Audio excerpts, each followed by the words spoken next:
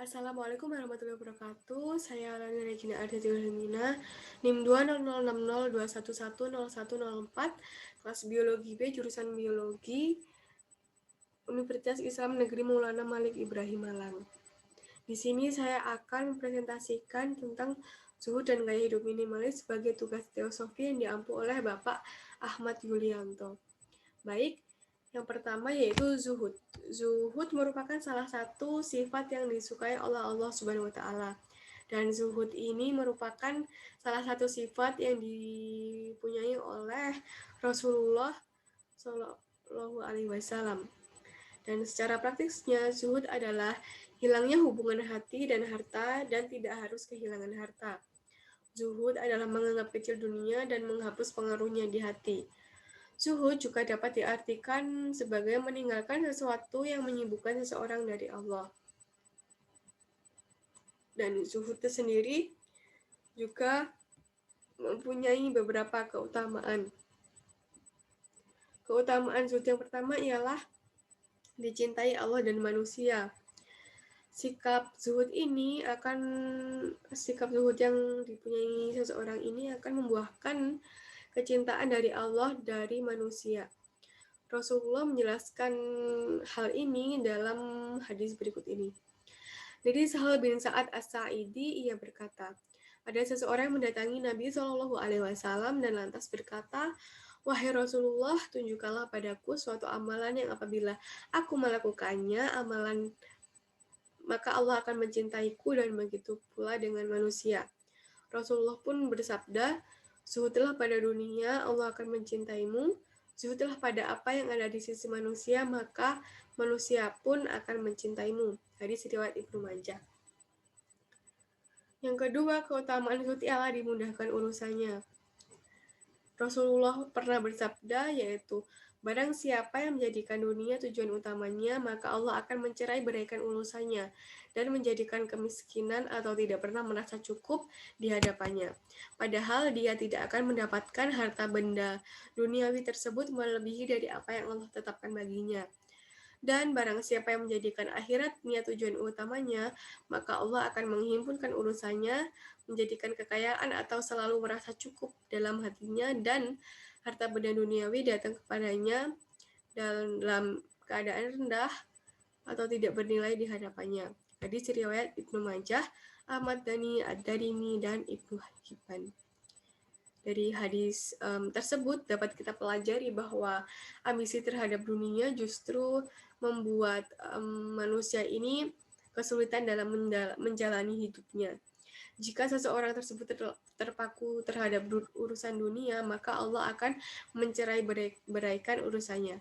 Dan sebaliknya, apabila seseorang tersebut mempunyai sifat zuhud dalam hatinya, maka Allah akan membuat dunia datang padanya dengan mudah.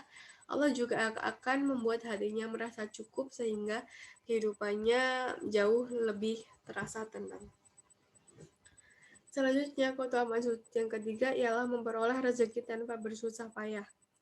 Dari hadis yang sudah saya paparkan tadi, dapat kita memahami bahwa rizki ini akan datang dengan mudah jika seseorang tersebut mempunyai sifat zuhud dalam hatinya.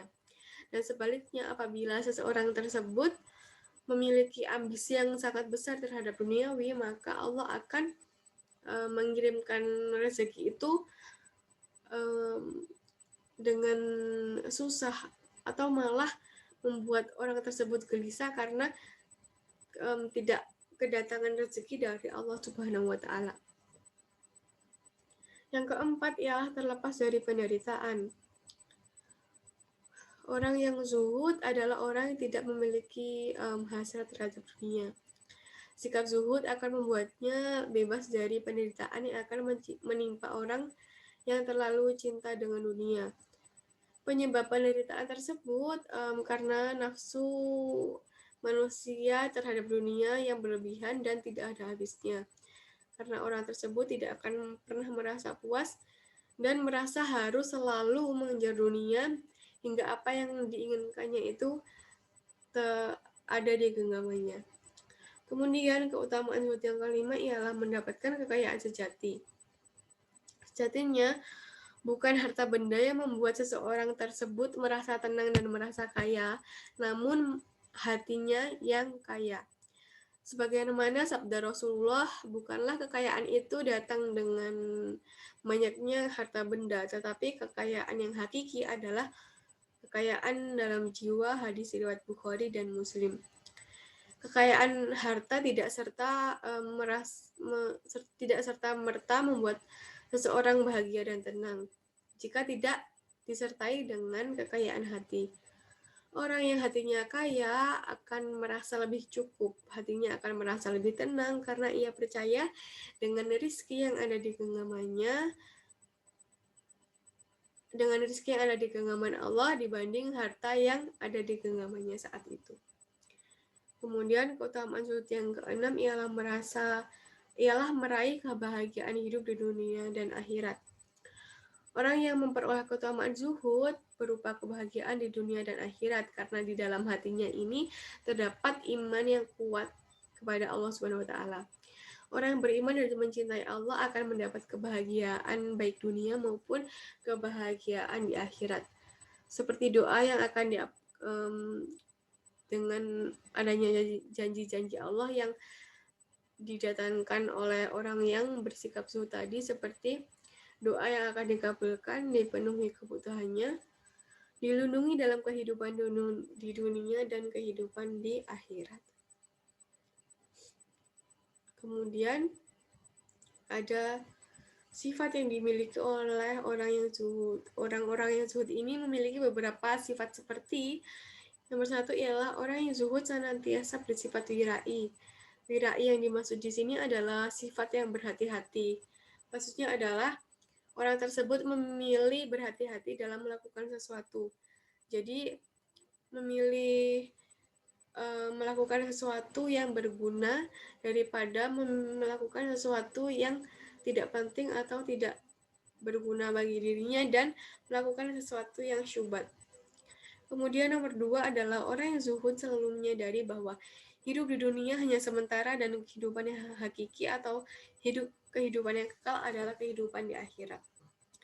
Yang ketiga adalah selalu menyadari bahwa harta sebanyak apapun tidak akan dibawa ke akhirat.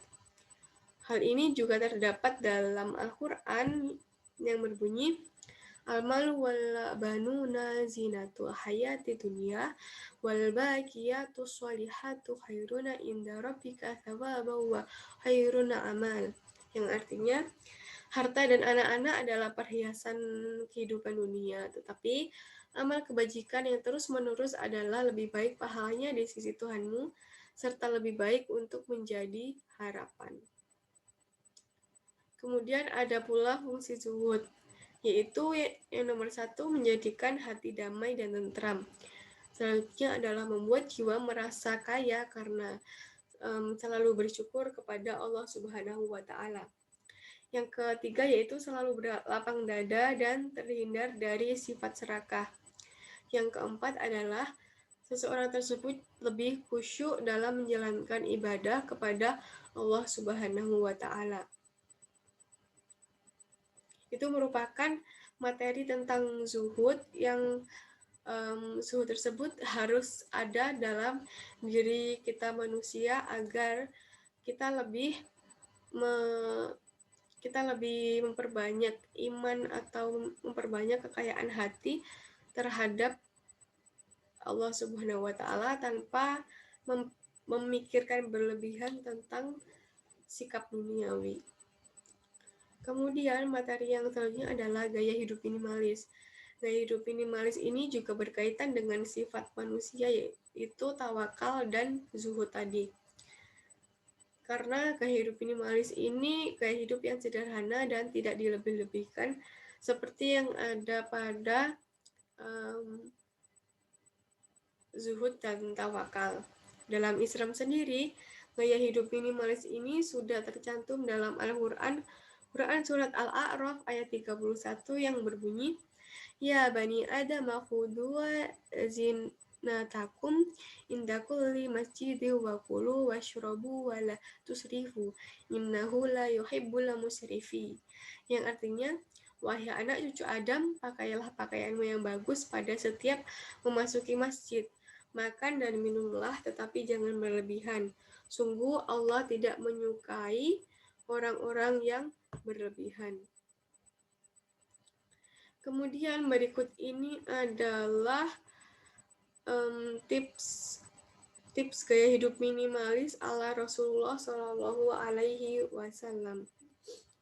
Yang pertama adalah tidak menumpuk harta. Tidak menumpuk harta dalam hal ini karena sederhana di sini bukan karena Rasulullah miskin, melainkan karena sikap qanaahnya Rasulullah Shallallahu Alaihi Wasallam sendiri. Menyenangkan orang lain lebih dipilih Rasulullah ketimbang bersenang-senang dengan dirinya atau dengan hartanya sendiri. Dengan menerapkan hidup minimalis ini, kita hanya memiliki barang yang kita butuhkan, sedikit barang tetapi bermanfaat yang banyak bagi kita daripada kita mempunyai banyak barang namun tidak kita manfaatkan, karena di akhirat nanti barang-barang tersebut juga akan dihisap atau barang-barang tersebut berguna apa saja di dunia. Yang kedua adalah makan secukupnya. Makanlah secukupnya, tidak berlebihan atau tidak terlalu pedas, tidak terlalu banyak, dan dipastikan makanan tersebut mengandung nutrisi atau mengandung zat-zat yang baik bagi tubuh manusia sendiri. Yang ketiga adalah memperbanyak amal kebaikan. Memperbanyak amal kebaikan di sini ialah mengurangi melakukan hal-hal yang tidak penting atau bermain-main dengan dunia atau bermain-main dengan waktu yang berlebihan. Juga ada yang dimaksud dengan memperbanyak amal kebaikan di sini ialah mengurangi menonton hal-hal yang tidak berguna seperti menonton film, ataupun juga kita dapat mengurangi bermain game karena seperti saat ini kan pandemi, jadi seseorang itu lebih bingung harus melakukan apa karena tidak beraktivitas banyak di luar rumah. Jadi kita harus memperbanyak amal kebaikan seperti mengurangi hal-hal yang tidak perlu tadi, juga memperbanyak bacaan seperti membaca-baca untuk saya sendiri, karena saya adalah mahasiswi, jadi saya akan memperbanyak bacaan tentang jurnal-jurnal atau buku-buku tentang jurusan yang saya fokuskan, yaitu biologi. Yang keempat ialah berpakaian sederhana. Berpakaian sederhana, memakai pakaian sederhana, tetapi tetap memperhatikan kita ya sebagai umat muslim, yaitu memperhatikan aurat dan bersih sehingga tetap enak dipandang dan nyaman dipakai saat beribadah maupun saat beraktivitas sehari-hari. Jadi kesimpulan dari materi ini adalah kita sebagai manusia itu senantiasa harus mempunyai sifat zuhud dan sifat wirai, atau sifat wirai adalah sifat yang ada dalam manusia bersifat zuhud. Jadi kita tidak perlu berambisi, atau berambisi boleh, maksudnya tuh berambisi yang sangat ambisius terhadap duniawi, tetapi urusan akhirat pun dilupakan. Jadi urusan akhirat dan urusan duniawi itu harus imbang agar kita dapat menjalani kehidupan dunia dan akhirat ini dengan keadaan yang tenang. Saya sudahi presentasi saya kali ini, semoga bermanfaat untuk teman-teman semua. Terima kasih. Wassalamualaikum warahmatullahi wabarakatuh.